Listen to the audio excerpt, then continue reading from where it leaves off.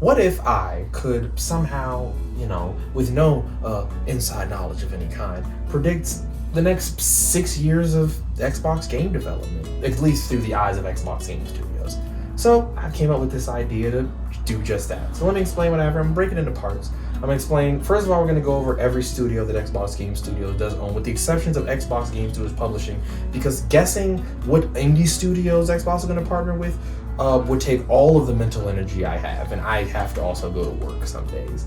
So we're going to just start with going over each studio, a little bit about them, what they do, and then we're going to break into basically what I have down here. As you can see, I have a lot of games listed. We're going to get to that in a little bit, but first, the studios. So first and foremost, one of the oldest and most recognizable studios, technically, is 343 Industries. They're most known for Halo, basically. It used to be Bungie, but then Bungie broke off, and 343 basically became the new Halo team. They did a good job with the ones they developed. Halo 5 was a bit of a divide for some people, and they're making Halo Infinite. That's probably it. They've made it sound as if that's what they want their next 10 years of Halo to be, so I don't expect them to do much more than basically Halo Infinite and upkeep on Master Chief Collection. Next, we're going to talk about Alpha Dog Games. They're a small studio that Bethesda just purchased not too long ago. They basically make mobile games, and one of the biggest ones, I guess, is Wraithborn. I haven't played it, but here's footage.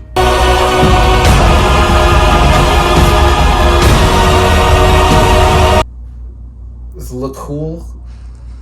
Either way, I don't know what they're going to do, honestly, next to keep making mobile games, which, hey, if they're good at that, you stick with what you know. Next, we're going to talk about Arcane Studios. Arcane Studios, they're basically known mostly for the Dishonored franchise, and most recently for the new Prey game, which is a lot of fun. I recommend it. The next game to come out with is Deathloop, but Deathloop, when it first comes out, is going to be a PS5 exclusive. Console timed. A lot of quotations there. So it'll come to Xbox in the future. I predict that too. Don't look down here yet. But I'm going to get to that. But honestly, next to that, I don't know what they're going to make afterwards, but we'll figure it out. Next, we're going to talk about a studio known as Bethesda Game Studios. I'm certain you've never heard of them. They've only made, Skyrim, Morrowind, and Fallout 3 and 4. Not just small little titles that no one really played. Either way, in my opinion, this probably was the biggest part of the acquisition that Xbox just made, because it puts them in such a good position to basically conquer the RPG genre for the next decade plus, because I don't see them selling them anytime soon. They're working on next Starfield and Elder Scrolls 6, which Starfield, I have very interesting predictions when Starfield might exist, but we'll get to that. So remember, don't look down there. Next, we're going to talk about World's Edge. World's Edge is a niche kind of studio. They make Age of Empires, which is, if you like Age of Empires, you're really excited by this studio. If not, they're there. Now we're going to move on to Compulsion Games. Compulsion Games is mostly known for We Happy Few. They got crowdfunded from Kickstarter, things of that nature. But honestly, I'm assuming they're making We Happy Few too, but they haven't announced anything. They've been kind of quiet. We'll figure them out. Don't worry, we'll get to them. But We Happy Few was a bit of a mixed bag for some people. I do hope to see that team kind of get funding, get a lot of time, and make something really interesting. Next, we're going to talk about Double Fine. Double Fine is a studio that was founded by Tim Schafer. Oh man, what a great guy.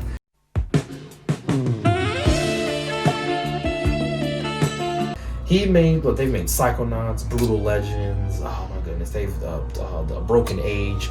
They make indie games that feel bigger than they're supposed to, honestly. And they're working currently on Psychonauts 2. They're working on something else. I think it's called Rex. I don't know. I'll put it up here. So they made Psychonauts 2. That's the game that's coming out soon. That you're probably excited about. They've already said 2021 for that game. What they're working on next, who knows? I'm pretty sure it's Brutal Legends 2, but you didn't hear that from me.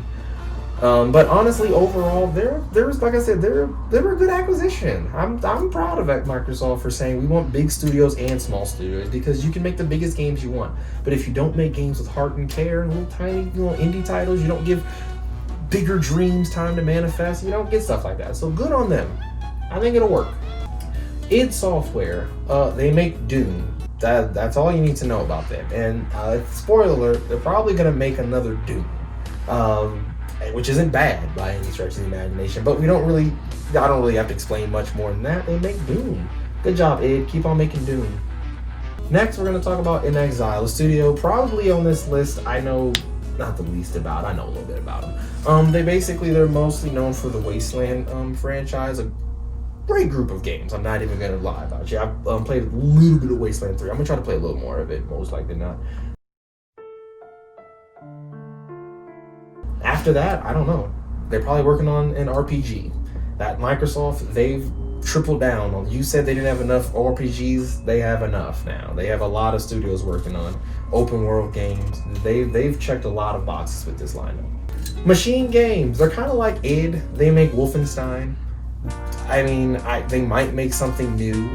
All these studios now, if they didn't already, with additional funding, are going to have the capacity to work on more than one game. So could they be doing something else? Maybe. But I'm going to go ahead and make the safe prediction they're working on Wolfenstein.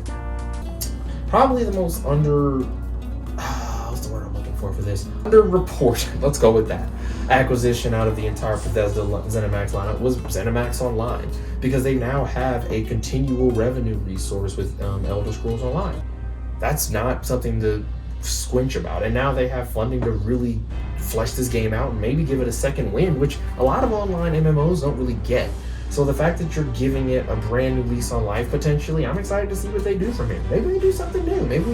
Maybe they give them Fallout 76 and let them fix it. I don't know. I mean, they got time. Next, we're going to move on to Mojang Studios. This is another easy one. They make Minecraft. I mean, they did technically make a new game, Minecraft Dungeons, and if you like dungeon crawlers, I'm certain it's probably fun. But I don't really think we have to predict much past Minecraft. I mean, next to DLCs, big things like that. And no, I don't think they're going to make Minecraft 2. The studio I want to talk about next is probably the sleeper studio, the one that you definitely need to make sure you watch out for, Ninja Theory. Senua's Saga Hellblade 2. When you take a game like the original Hellblade, Senua's Sacrifice, that has such a huge demand on facial features, facial reconstruction, all that, the technology they used in that game was insane. So when now you're giving that same team a bigger budget, more time, and a dedicated platform, what they're about to create with Senua's Saga Hellblade 2, I have no idea, but I'm very excited to see what they do with it. Obsidian. That's probably the best studio they have.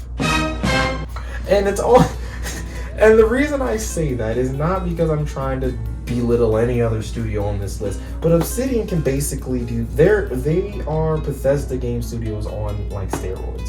Their storytelling is a little better. You didn't hear me say that though.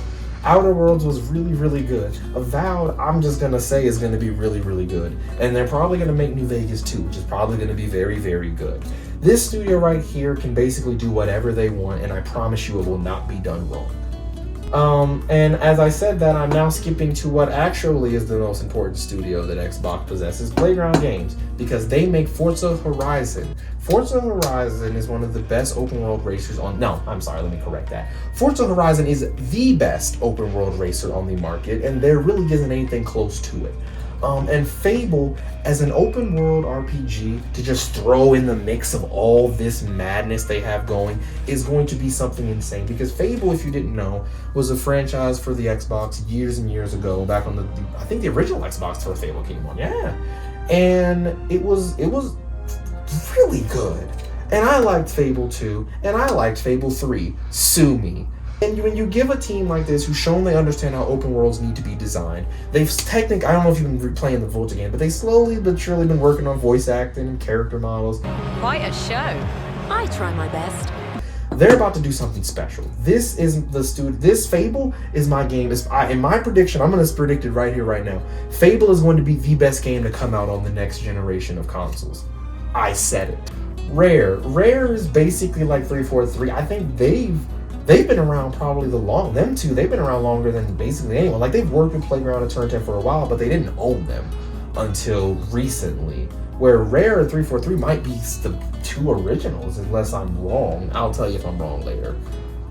Rare, basically, they've been in games for a long, long time. They used to be owned by Nintendo. Now Microsoft bought them back in the early 2000s. Now they make Sea of Thieves, which is fun when you have people to play with. And they're working on Everwild, which I hope is good. They've been piping this game up. They've been talking it up. And then they said, we don't actually know what the gameplay is yet, which is weird, but I'm still excited. Next is Roundhouse Studios. Roundhouse Studios is probably the strangest one on this whole board because they're the remnants of a previous studio. I can't remember what it's called. I think it's called like Human Head Studios. It's weird. And they made the Room games, and like as soon as that company ended, like the next day, Bethesda founded a company with basically all the original people, which was weird. Why didn't they just buy the studio? Don't get me the understanding the logistics of business. You know, either way, I don't know what they're doing. I have to do more research on them to kind of figure it out. But I looked out for them if you like Rune. Tango Gameworks is the next thing we're going to talk about. Tango Gameworks is the only studio that Microsoft owns on this entire list that is actually a Japanese developer, which is important. They've been really trying to get back in the Japanese market in a big way, and this is a long way to go for it. I'm pretty sure they're going to buy another one, but I don't know which one yet. That's for another day. Basically, they're kind of in the same the same boat as Arcane Studios is, basically, where their game Ghostwire Tokyo is going to be an exclusive on the PS5 when it comes out, but timed exclusive. So once again, I predicted probably like a year. We'll get to my predictions in a little bit. So the Coalition, they weren't called the Coalition. I don't remember. I think they were founded, and now they make Gears games, but there was a team that made them before, and they kind of took most of them, put them in a new team, called them the Coalition. They make Gears. They're probably working on Gears 6, if I had to guess. Maybe they're working on something, a side project, maybe a side project for Gears that isn't the main series, but I'm going to predict Gears 6. 9 times out of 10. I mean, why break what ain't broke? The Initiative. Originally, most people are predicting Perfect Darkness game they're working on. It's a game that Rare worked on back in the day. Back in the 90s, 2000s. It's kind of like a spy, a female spy, 007. Basically, 007 was a chick in Perfect Dark. And some people might not like that I said that, but I said it anyway. I believe it for now until I have something else to go from. I don't know when it's coming out, honestly, because the heck if I know when the game is happening. But it's a big team. It's a really confident team. It's a team that I think can do a lot of great things if they given the time and the budget. Just hope Microsoft doesn't rush them. We're getting there. Turn 10. Turn 10, the easy one. They're making Forza Motorsport. They already told us, and I'm pretty sure that's all they're making. And they don't really need to do anything else. Once again, they have so many other teams. Why break this team into do anything else except what they're really good at? And I'm excited because Forza Motorsport looks good. Forza Horizon is the best open world racing game. Turn 10 is one of the best sim racers. I won't give it the best because there's a lot of those. There aren't as many open world races, that's why I give it to Forza Horizon. But even if there was, I don't think anything would be near Forza Horizon. But that's what they're working on. Motorsport, let's see how it turns out. Last but not least, Undead Labs. A little engine that could. It made State of Decay 1, it was okay. State of Decay 2 was a little better. I think State of Decay 3 is going to blow this team out of the water. I truly do believe that. I think Microsoft is going to give them the time, the funding, everything they need to make this game the biggest and most impressive this team can come up with. I like seeing small teams get a chance like this, and I hope they make the best of it. Alright, so now that we've established all the studios that they own, let's move on to the timeline. Now, a few things I want to know before I move into the timeline. I want to make sure it's very clear. I'm only listing games that I believe are coming from the first-party studios, not exclusive console games. That would be very difficult because then I would have to go to every game development studio that exists on the planet, figure out if any of them may be working on an Xbox exclusive game, then discover what game that might be. And that would make this way too long to list. So I'm going to stick to just trying to figure out which games I believe are going to come from the first party studios, and that is it. So now that we have that, let's explain the color coding. Blue. If it is blue, that means it is a confirmed game, and it also has a confirmed release date or year. The only two games that I'm currently aware of, and if I do get some wrong, I will put it in the comments, or just the video. Halo Infinite and Psychonauts 2. They both are given 2021, I believe. Halo Infinite, I have to double check. I think it is, but I'm certain it's going to come out holiday 2021 if not. Red, all the games in Red, which you see there are a lot of, those are games that have been confirmed to come out. Like, we know the games are being developed, they exist, but they don't have any type of release date or year. That's where I'm coming in. I'm predicting when I think those games come out. And green, which we have none left, that's for next time. Next time we're going to start to try to figure out what games are coming from each of these studios individually that we have not announced. Like I said, 343 Industries, Mojang, a couple of these I'm certain are probably just working on the one game and they're probably not going to have too many new ones. But a lot of these studios have the capacity to work on one and multiple games. So then we're going to start trying to fill some of those in. But let's just get started. As I said, let's get started with 2021. All right, so 2021, let's talk about it. What do they got for us? We know for a fact, like I said, Psychonauts 2 is coming out next year. It will be multi-platform. which is kind of a thing, but I still think I should list it there because I think it's going to be it's coming to Game Pass day one. You can play the game for free if you have if you pay for Game Pass, you can just play the game the day it comes out. That's cool. Halo Infinite, they delayed it. I think it's going to be holiday next year. I don't think they're going to delay it to 2022. I believe they've said it's only being delayed to 2021. I think they've actually come on record saying that. The couple more, and there's 3 more games I think are coming out this next year. Two of them are possible. One is a stretch, but let's go. The next one, Age of Empires 4. In my opinion, Age of Empires 4 is just, they've been making the definitive editions of 1, 2, and 3, you know, getting ready. They're doing this for a while, honestly. And so in my opinion, it's good enough. I think it's probably going to come next year. Starfield. Predicting Starfield's a bit of a gamble, but for me, rumors are pointing to them showing the game next year, and Todd Howard doesn't like to usually show games until they're really close to being ready. So if they're ready to show Starfield next year, I think Starfield is ready to come out, or not ready like today, but I think Starfield is going to be ready next year to come out if they're talking about showing it next year. But that's a big gamble on my part. I don't think it'll come out any later than 2022. But I'm feeling it, you know, like I said. Now, I want to make sure, also, I should state that as well. These can move around. This list is going to evolve through the entire, you know, lifespan of it. Like, some of these are far out. If we get news, maybe they're getting moved up. I'll change things around. I'll move things as it kind of feels right, you know what I'm saying? But this is what I'm feeling right now. And finally, Quake Champions. Quake Champions I'm putting on here because Quake originally, when they announced Quake Champions for coming out, the biggest thing they wanted was high frame rate. They wanted 120 hertz. They wanted 144 hertz, I think. They wanted to be able to get the game at a high pace. And because consoles just didn't go over 60 FPS, it didn't matter. But I think now that the Xbox Series X specifically has like honed in on, say, yes, 120 hertz, that's a big, 120 frames per second, that's a big deal for us. We want to hit that number. I think it kind of makes more sense for Quake Champions to come out that way. I think it does. So, we'll move on to 2022. 2022, I think we'll see Forza Motorsport. I think that's going to be kind of the big title alongside the other big title, Senua's Saga, for that year. I think Microsoft, they want to lead off with those. They want to really give a good impression. I think Senua's Saga being the first game they've showed for the Series X, I think it kind of makes sense for that game to be kind of right there. And then the next 2 are Deathloop and Ghostwire Tokyo. I'm putting those there because, like I said, I don't believe the exclusivity for these will go past a year. So let's say these probably come out next year, June, kind of, maybe even holiday. I think you'll see them come out holiday kind of time next year, 2022 for Xbox. So 2023 and 2024 are kind of linked together in the way I wrote this because, in my opinion, I think Fable and Avowed can honestly go either way. The only reason I have it this way is because I think Fable overall has been like being worked on longer than Avowed has been worked on. So I think it just kind of makes sense to have it that way. But it can switch around for me. But I think 2023 is kind of logically for the bigger kind of Xbox games, so those games start coming out.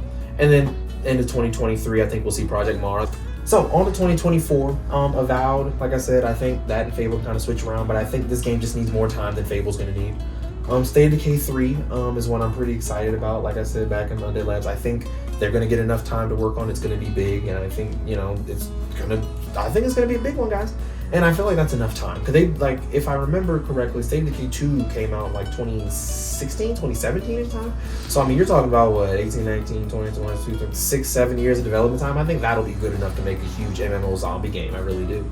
And then Wolfenstein 3. This is a game that Bethesda told us, I think, a year ago that it's working on. It's happening. We know they're doing it. And that's just throw it in there. You know what I'm saying? That could easily maybe go 2023 if that team has had enough time to really develop it. But like I said, the one thing you have to remember is just because a game is being worked on or because a game has been worked on for a while doesn't mean it has to come out. They have so many studios now, they can really stretch this timeline out, especially depending on what more games they have to show. But I think right now I'm good putting 2024. Maybe if you need to kind of bolster 2023, you move it up if you can, but I think put it right there. Next, we're going to move on to 2025 and 2026 because there's only 2 games, Everwild and Elder Scrolls. Now, the reason I put Everwild in 2025 is because literally when they showed the game recently, they said, we actually haven't figured out what gameplay is yet, which was a weird thing for a company to say. But hey, so I think they need a bit more time to work on that one. And the reason I put Elder Scrolls 6 out here is because we know for a fact they have to finish Starfield. And if you have Fable and Avowed, you don't need to rush Elder Scrolls 6 out. You can really pace that out, put it out here. Especially if Avowed is really good and really big like you think it is. you can afford to space that game out a little bit. So I'm comfortable with this right here, right now. But in 2027, there's really, from right now, like I said, as of the announced games, this is how I have it. Like I said, but we're going to move on to games that they haven't announced yet. Potentially, when that come out, that's probably going to be like towards the end here. And this list is going to evolve over time because they'll announce when these games are coming out. And I could be completely right. I could be completely wrong. I hope soon to actually put kind of windows of when these games come out, not just the date, maybe put holiday or, a month. This list is going to evolve over time, And heck, if you guys would like to see me do this for PlayStation as well, let me know. Am I right? Am I wrong? Am I crazy? It's up for you to decide. Let me know in the comments. Like, share if you like what I'm doing. I'm going to keep doing it, whether you watch or not. This is Super Player 301 signing out.